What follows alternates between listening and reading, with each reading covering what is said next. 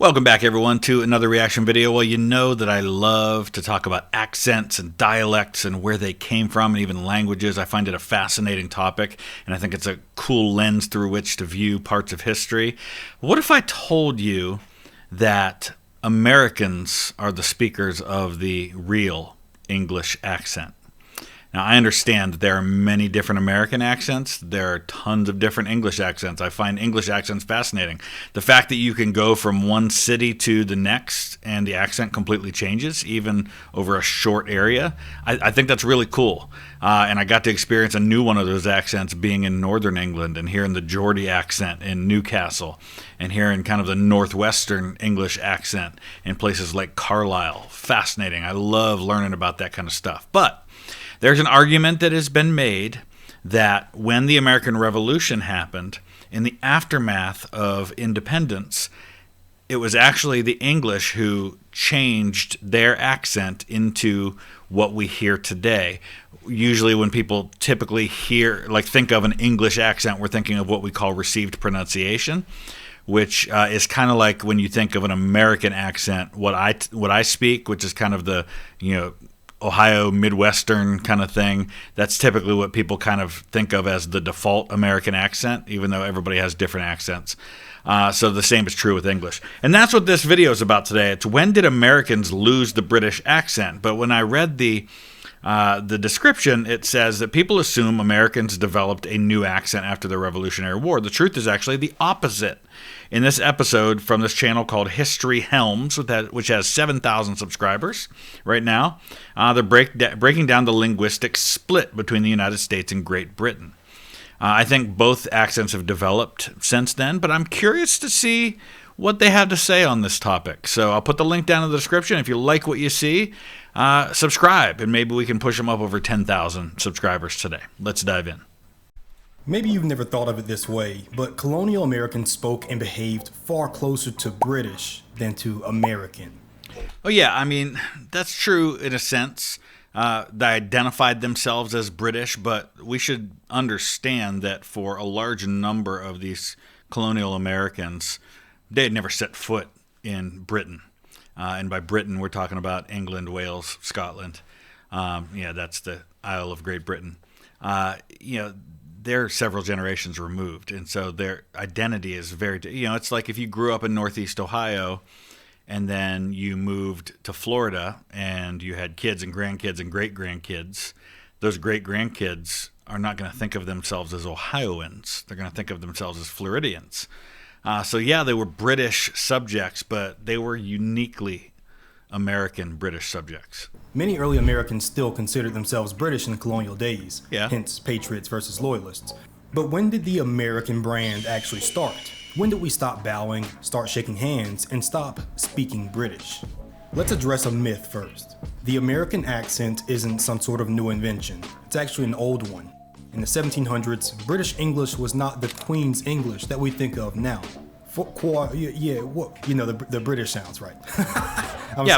Again, as I said at the top of this, I mean, what accent are we talking about? Because if you are talking to somebody who's got a Cockney accent from London, and then you go up to Birmingham and you hear the Brummie accent, well, that's a different thing. And then you go just outside of Birmingham a couple miles and you get to the Black Country, it's a different accent. And you go over to Newcastle, it's completely different. You go up to Scotland, we're talking all the way up to Scotland, we're talking 4 hours by train from London. And it's a completely different language at that point. I mean, it really does sound completely different. All right. Anyway, instead, British English was rhotic, meaning they pronounced the R in words like hard, bar, and car. Which they don't now, right? Gonna take my car to the bar. You still hear some of that in American accents as well, like in Massachusetts, for example. Or even when I lived in southern Indiana, we didn't say fire, we said far. Back end of the American Revolution, around the mid to late 1700s, the London elites began practicing non-roticity to sound more sophisticated and avoid association with the ungrateful younger brothers overseas, yes, but mostly to distance. I was going to say not just the ungrateful younger brothers overseas, but the people within England who had, were poorer and of a different class. From the poor, low-born people around them. And this is really neat. The Americans were new and demanding independence, so you'd think they would be the ones to quickly change the way they speak, but that's just not the case. Americans didn't develop a new accent. We just kept the one we had and gradually changed it, while England moved on considerably sooner and far more intentionally. Put another way, before and during the Revolution, the average redcoat and the average patriot were speaking with similar accents. You want an interesting case study in this, watch a show like Turn Washington's Spies or John Adams. You'll hear a pretty unique accent you don't really hear anywhere. It almost sounds Irish. And some of that is based in what we believe to be how people spoke at that time in North America. We don't know 100% for sure. We can only base it on what we have written down for us. We don't have recordings of those people. But especially in John Adams, I think they do a pretty good job of showing us what a late 18th century American might have sounded like. So, in practice, the American accent kind of froze many of the English sounds of the 1700s. King George III of back then probably sounded a lot more American than King Charles. Ooh. Somebody please give me a good explanation as to why this portrait looks the way it does. I don't know, it's kind of cool. I think it's kind of, it's different, but I like it. I think it's great. Somebody please give me a good explanation as to why this portrait looks the way it does. He's right, though. I would agree with him that George III probably sounded more like me than like Charles. We stayed Elizabethan, and they went posh. And this is really important as far as class and national themes. In the US, liberty and equality were massive virtues, and still are now. And not to say that those virtues are not present in the UK today, but... Right, and of course, liberty and equality only went so far, right? This is getting off the topic, but, at the time of the American Revolution, you're talking about a different, Americans still had aristocracy, right? We still had a landed gentry who was wealthy and who were the ones who could vote and had property rights and had a lot of rights that weren't given to women, weren't given to minorities, weren't given to your average poor white farmer. There's a clear discrepancy in that birthright hierarchy still stands as a major recognized institution. And we can't skip over the demographic changes here either, as the early American West, for example, was a melting pot of German, Irish, and Scandinavian influences, while Great Britain just remained... especially the northern American West, right? I mean, we're talking about the upper Midwest, Minnesota, Wisconsin, places like that. Even Ohio has a lot of German influence, but Scandinavian German, a lot of that up there. Far more homogenous for much longer. But there's more here. With speech changes comes reading and writing changes. Have you ever wondered why Americans and Brits, Americans and Brits, there we go, have different spellings for words like color? Well, of course you have. Look, I'm in your brain already, which I'm sure is massive and juicy, lots of wrinkles, yeah. For this spelling thing, we can thank Noah Webster. Wait, I need to know though, is this the guy who's narrating this? Because if so, that's an awesome picture. Is massive and juicy, lots of wrinkles, yeah. For this spelling thing, we can thank Noah Webster. Yes, that Webster. Yeah. He thought that as long as Americans used British spelling, they were still mentally enslaved to the crown. And not only that, but it takes someone like a Noah Webster coming along to standardize language at a time when you still have a significant part of the population that doesn't read or write.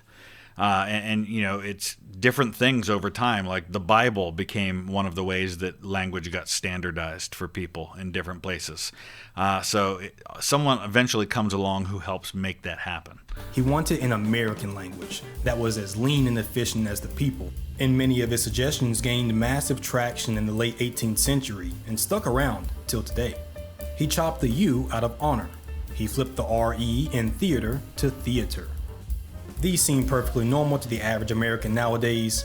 And center is another one. Hey, this is something that was covered, in one of the all-time great Saturday Night Live sketches, the one with Nate Bargatze playing George Washington. So good. Get this, there were more rejected changes than accepted ones. I'll show you a few, and I think you'll really like this. He wanted to change tongue to tongue, believe to believe, machine to machine, soup to soup. Now, we laugh at these and think that they look ridiculous, but I'm sure that the people at the time thought that removing the U from certain words was ridiculous, but they still did it. Daughter to daughter, head to head, and my personal favorite, women to women. And I really like this one, but because first, it's just funny, all right? And secondly, it cleans up that weird pronunciation dilemma we have with the singular and plural Woman and sounding women. nearly identical when read literally, which was a problem even back then. Webster's solution was practical, and That makes guess sense. what? Most Americans still vocalize women just as Webster had it spelled. But his superior He spell actually makes a great point there. I mean, if women and woman, the part that we're pronouncing differently is the beginning of the word, but that's not the part that we change the spelling of. was ultimately rejected because people found the spelling to be too ugly. Let me know in the comments, which alternative Webster spelling should we reintroduce today? And tell me how we should fix I want SOOP for soup. I like that one. That's pretty cool. this women problem. Oh man, that sounds bad, but you know what I mean. The point here is that the speech changing along with the spelling was My all-time favorite painting from early American history, the event that never took place, where Thomas Jefferson is stomping on the toes of John Adams. So this is supposed to depict the signing of the Declaration of Independence. Obviously, no such event happened. And actually, it's cool in the TV show John Adams. This painting gets unveiled to John Adams, and he just rips it to shreds, saying that this never happened. We were coming and going, and there was a threat and all this kind of stuff. And we can see people like Benjamin Rush right there, and who else we got? I mean, this is the Committee of Five that put the Declaration together. But I always take an opportunity to do this. It's a complete aside here, but July 2nd, the resolution to declare independence was adopted by the Continental Congress. On July 4th, the final wording of the Declaration of Independence, primarily written by Thomas Jefferson, but presented by a committee of 5 people. There's changes that Benjamin Franklin made, stuff like that. There's actually an original one of Thomas Jefferson's notes that has the corrections on it. And then they ordered the embossed copy, the one that you see if you go to the National Archives and see the one with the signatures on it. They ordered that to be made. It was made, and the first signatures were applied on August 2nd. But not everybody signed that day. Anyway, back to the video. an attempt at a psychological breakaway from the British, and it worked. Sooner or later, Webster was able to rewire the American brain to see Britishness as an extra, unnecessary piece of baggage. By 1790, acting British was socially dangerous. If you carried yourself like a duke, people assumed you wanted the redcoats back. This is a great point, and this happens a lot in human history, right? When people who once identified as something become something else, they tend to become more hostile to that thing than the average person. Just an example from religion. The people who tend to be the most hostile toward a particular religion or a particular belief system tend to be the people who used to adhere to that belief and no longer do, right?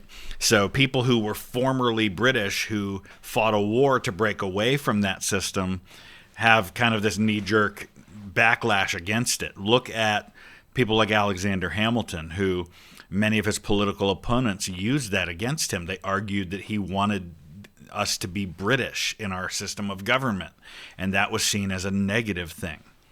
They thought you were, a bit posh, perhaps bougie.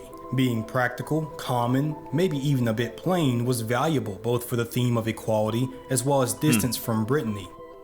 I just made that common noun up, but funny how you know exactly what I mean. Take a handshake, for example. In London, a bow was a physical map of who was above whom. But in Philadelphia, the handshake became the law of the land. Ah. It was a radical, metaphorical middle finger to the class system. That's actually, I never thought of it in that context, that the handshake was meant to be a sign of equality, whereas bowing meant one person was subservient to the other. Fascinating. Look a man in the eye and grip his hand. A display that we... Of course, now we see the handshake to this day, right? We see, for example, Donald Trump uses the handshake as a way to try and assert dominance. He'll pull people in, but then you watch people like the king of the Netherlands or the king or King Charles III, who kind of like go in prepared for that and don't let him pull in. Look now, but directly respects the language from the Declaration against Great Britain that all men are created equal. Benjamin Franklin was really good at this. He would show up to important events dressed humbly, even showing up to the French court in a raccoon hat and plain brown suit. Everyone else was in powdered wigs and silk stockings, even the men. It seems unserious, but this representation of the American public is simple, somewhat. Right, and he actually used that as part of the appeal of Americans, right? To like look at, Ben Franklin, he's like this, he's so different, and there's something exotic and interesting to the French court about this guy. Rugged, was effective in securing French alliance against the British. I have a whole video on why Benjamin Franklin wasn't a president and really was just a goofy guy, if you're interested. Now, he was also really, well, up until recently, way too old to be considered a candidate for president. This trend from Franklin of being distinctly rustic and specifically anti-posh to contrast against the British would have translated to other founding fathers and early presidents. But this just didn't happen, not for a while. In fact, for the first 40 years, US presidents were still Virginia gentlemen. That's true. They spoke with a refined, rhythmic cadence. Then came 1828, and this absolute menace of a man became the 7th president, Andrew Jackson. He ran on and embraced the persona of the regular man and woman. And he's really kind of, in a lot of ways, the first real populist president, appealing to the everyman, the guy you could have a beer with, instead of somebody who was seen as kind of other, like of this aristocracy, this kind of like intelligent, wealthy class of people that was not like me, kind of thing. While he wasn't the most morally upstanding figure, to say the least, he was dedicated to the average person. Right. He may have been the only true common man president that the US has ever had. Let me know if you agree with that statement. I don't know if I'd go that far, but he certainly was the first one that we had. I mean, just think, when's the last time we had a regular guy be president? I hit 17 straight three-pointers. Probably be for the better, right? Anyway, Jackson's inauguration was closer to a riot than a ceremony like we're used to now. No, really, it was an actual riot. Thousands of common people flooded the White House. They tracked mud on the expensive rugs. They broke fine china, and they forced. And this is part of the problem. You can see a lot of benefits to being like the appeal to the everyman, but there's also something to be said for being other, being different, right? Because we want the person that occupies the White House to be better than most of us, to be more educated, to be more intelligent, to not just be like one of us. Because if he's just like one of us, then anybody could do the job, right? We want somebody who's exceptional. And when you break down those barriers, this is the risk that you run with that. The president to escape through a side door while the staff lured the mob outside with tubs of spiked punch. And now we close our eyes and visualize what that may have looked like. Look, guys, leave the president alone. Look, there's alcohol outside. And that's all it took. Man, we used to be a country, man. We used to be, To British observers, presumably with their noses upturned, this must have been the end of days. To Americans, it was the birth of the frontier identity. This is the moment we traded the salon for the saloon. We stopped trying to be refined and started being authentic. This is where the American voice gets faster, louder, and more utilitarian. Yeah, and it's interesting the way he's framed this, that, the identity of who a typical American was did change as you get into the middle of the 1800s. And that's why the power base changes, right? Look at how many presidents in the latter half of the 19th century then come from Ohio, which had been kind of one of the frontiers at one time, but of course by this point is right in the center of the country. The idea of what an American is shifted from being your Eastern aristocrat, wealthy landowner type, to being the frontiersman, to being the adventurer, to being kind of the larger-than-life figure. Something interesting, though, we should note here, specifically with accents, is that we kind of went backwards. In the late 1800s and early 1900s, wealthy Americans got accent envy again, let's say. Look, if you listen to videos, and I've done videos on this, I'll put one up at the end, video where we listen to recorded audio of early presidents, and you can hear how most of them, obviously they're speaking to large crowds, many of them without a microphone, and so they have to use a particular style to be heard. But it really, other than Taft, most of the presidents, the early presidents for whom we have recordings, they do still kind of sound like aristocrats. The mid-Atlantic accent, that weird half-British voice you hear in old movies, or from Franklin D. Roosevelt's a good example of this, that weird fake accent. Some schools, it's not fake, it's just the way that a lot of people were starting to talk then. Even taught it to make Americans just sound better, more upper class, so to speak. But this ultimately failed. Why? Because the pioneer identity was just too strong already. After World War II, the mid-Atlantic accent died. Trying to sound elite just wasn't cool. It was very un-American. And there's definitely some subtext with that one. So, when did we stop acting British, speaking British? It wasn't a single day. Nothing in history is that fast. Instead, I like this guy's style for analyzing stuff. Like, he seems to have a good grasp of how history works. You know, it's not one thing. It's not black and white. It doesn't happen overnight. It's all a process. 100%. it was a 50-year slow fade from the halls of Parliament to the mud of the Tennessee frontier. So it looks like that is him. That's really cool. History Helms. Okay, I'm definitely going to subscribe, and I'll invite you to do that too. I think we'll probably take a look at more. I like his style. I like his way of seeing things. So let me know what you think about that. Did you like it? Did you not like it? Do you agree with him? Do you have more to add to the conversation? Use the comment section below to do that. Check out the channel.